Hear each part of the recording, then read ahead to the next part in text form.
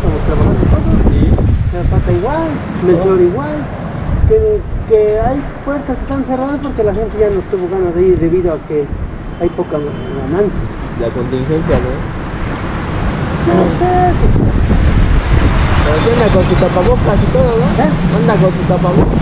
La gente que quiere, la gente que está haciendo más que eso.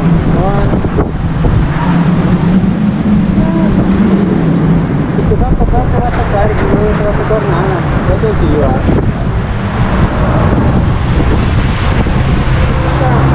Que está afectando es el aire. Ándale, lo que está ahorita duro es el aire. Desde ayer, ¿no? Sí, pero supuestamente dijeron que va a hacer cambio. Ah, sí. Porque se va a elevar la temperatura después de las 12 horas. Con aire no se eleva. No. ¿No? Pues no es que la quitaron. Ah, sí, sí. No, sí. Como después de las 11 ya. Baja.